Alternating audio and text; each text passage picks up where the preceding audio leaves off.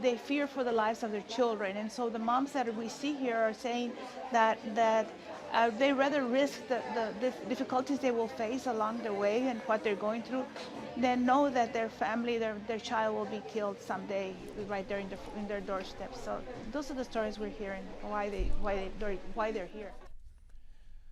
There is rampant disease spreading in the various immigration holding facilities. Militia groups are making for tense times along the border. Border patrols are changing diapers and dishing other duties they were never trained for.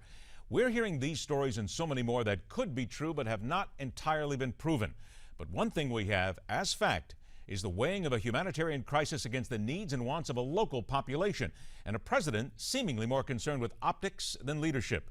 Let us dig deeper into the burgeoning immigration nightmare. Welcome to MidPoint. First, the media director for FAIR, the Federal for American Immigration Reform, Ira Mehlman. Ira, thanks so much for joining us. Thank you. And the founder and executive director of Border Angels, Enrique Morones. Enrique, thank you as well for joining us today. My pleasure. Enrique, I'm going to start with you first of all on this, and let me get to optics, which seems to be the key word we're using these days with regard to President Obama's visit to Texas. The fear by the White House that the optics would simply not be right if he were to visit and be seen at the border and be seen visiting some of these refugee camps. What is your take, first of all, on the optic issue here and the president not going to the border? Well, the president is very familiar with this issue. He's been to San Diego. It's not a new issue. The part that's new is the fact that the numbers of these children has grown so dramatically in the last 3 years, from 5,000 to 25,000 to 50,000 Central American children crossing the border and turning themselves into Border Patrol agents. So it's not a security issue that they're turning themselves in. It's not that they're getting into the country. And this is this has been going on since the beginning of this country. But unlike yesteryear, these children and adults really have no legal way to enter. There's no line for them.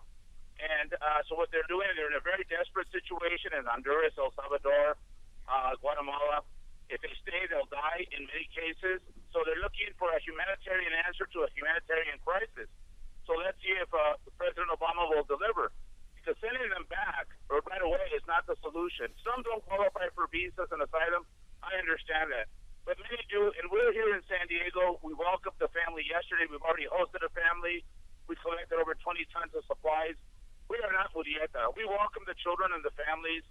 And when I was there last Tuesday, and you saw all that hate, a lot of it inspired by a tremendous misinformation and these nativist hate groups.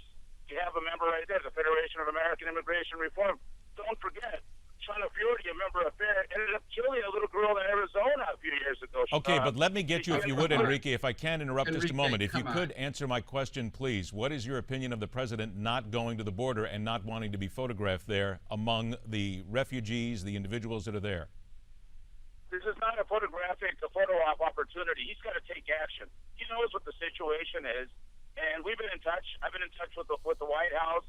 We're working on these issues, so it's not a matter of just taking pictures. When I handed a teddy bear yesterday to a young girl from Guatemala, I didn't take a picture. I just wanted to let her and her mom know that she's loved, that we care about them, that these issues are for grown-ups to settle, and we're working on it on either side of the aisle and working on it too slow. But the kids, they're not at fault. Let's embrace them, let's love them, let's protect them. Okay, let me interrupt you here, please, because we only have a short amount of time. I want to make sure everybody gets in here. Ira, let me put the question to you then.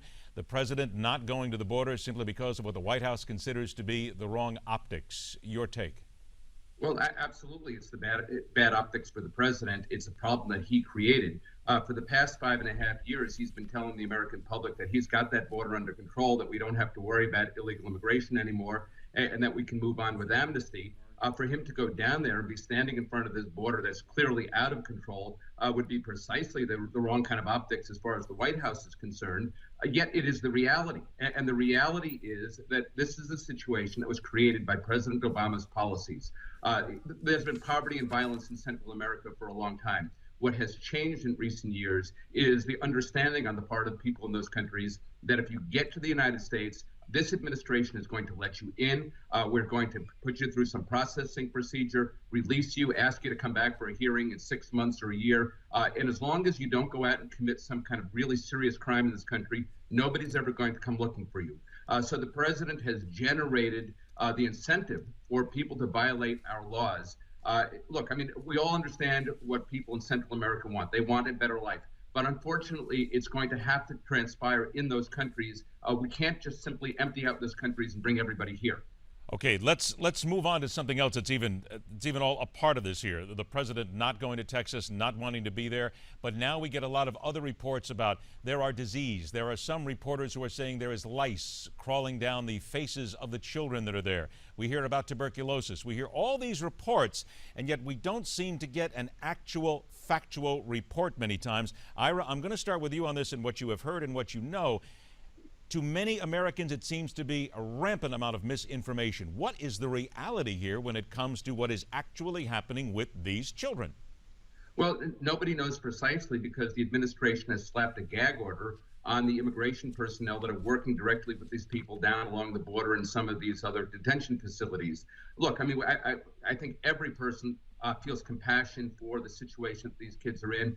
We need to do the best we can to deal with their immediate situation, but that doesn't mean that we have to allow everybody into the United States because it does, as you point out, risk the spread of communicable diseases. But beyond that, it is long-term costs for the American taxpayer. When these kids show up en masse in a particular town, it becomes everybody's responsibility to provide the health care, the education, all the human services that these people will need. And, you know, quite frankly, we're not doing a very good job providing it to the people who are already here.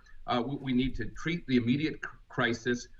We need to determine whether people have a valid reason for entering the United States. And those who do not need to be sent home in an expedited fashion. Otherwise, this is going to continue. Okay, Enrique, I'm going to throw it to you now with a two-part question here. Please try to be brief if you will. Once again, the facts. You are down there at the border. You are seeing this. What about all these cases that we're hearing about communicable diseases and rampant disease that we're hearing? And also, let me ask you as well to comment on what was just said here a moment ago by Ira, the fact that many Americans feel we have to take care of our people first before we start to allow thousands of new immigrants and refugees into this country. If you will first take the disease issue and then take the second part, please. Sure. As far as the disease issue, I think that we need to go to the source that has the best information, and definitely FAIR will not be that source. Talk to the Department of Health. Some of these children do have some illnesses that need to be addressed. That's only natural, and we all want them to be addressed. Put them in the hospital. We haven't had any widespread diseases, just like when people first came to this country. That was the same situation. So some of the kids need to go to the hospital, and they have. Right here in San Diego, it happened.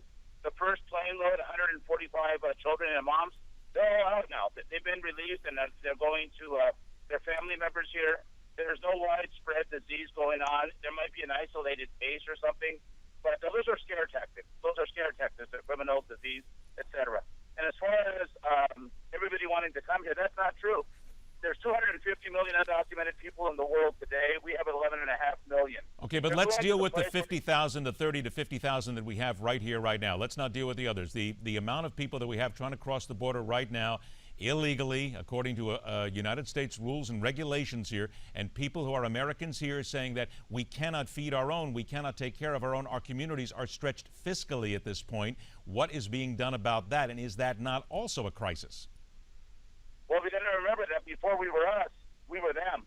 And the overwhelming majority of the country does support a humane immigration policies, humane treatment of these children. What we saw in Marietta, what we hear from FAIR, that represents a very small segment of society. There are concerns, but we're the most powerful economy on the face of the earth, and these undocumented people contribute greatly and give much more back to the country economically, spiritually, with their values. That's what's made this a great country, that pioneering spirit from all over the world, and that hasn't changed. So let's address the issue at the source in Central America, helping those countries become more stable, economically secure, and so forth. And let's have more presence there so that the person can go to the embassy there and say, hey, if I don't go north, my child is going to be killed. Well, let them apply for the visa in Honduras and Guatemala and El Salvador and not take that very dangerous 1,000-mile journey north. Okay, I have about a minute and a half. I have about a minute and a half here. Ira, let me ask you now, this contribute greatly. Isn't it more proper to say that, yes, refugees, immigrants, people do come to this country and contribute greatly, but it has to be done in an orderly fashion? Well, it's not clear that they contribute greatly. For the most part, we're talking about people with very poor education, very poor job skills. They are going to be heavily dependent on government services for a long time. And the solution is to try to find, for the United States to try to help those countries bring about the political and economic reforms that are necessary so that people can have meaningful lives there. We can't all come to the United States and simply handing out visas. It's sort of like saying we're going to solve the problem of speeding on the highway by raising the speed limit to 200 miles an hour. You're still going to have to deal with the dangers of people driving at excessive speeds. The danger of just giving everybody visas is that it's still going to have the same impact on the receiving communities. The American public, which is the middle class, which is already struggling, is going to be decimated if we were to follow Enrique's plan. Okay, let me stop you there. 10 seconds, final thought, Enrique, please. Just remember that there's no line for these people to get into. We need humane policies. This is a great country. Let's step back and do the right thing. Treat these children with kindness and respect, and let's pass humane immigration policies on both sides of the aisle. Final thought, 10 seconds, Ira. Yes, treat people with humanely and with respect, but also recognize that the reason we have immigration laws is to protect the interests of the American people. That's why they're there. Gentlemen, you are both very, very powerful in your arguments. Let's do this again. Ira Mehlman, Enrique Morones, we thank you both for your time here, and I promise we will be back and take this debate one more time. Thank you very much. Thanks. Gracias. Both of these issues and both of these sides we will continue to follow every day. Coming up next, smack dab in the middle of the battle for gun control is a guy named John Walsh. We'll talk about that and a lot more when MidPoint continues.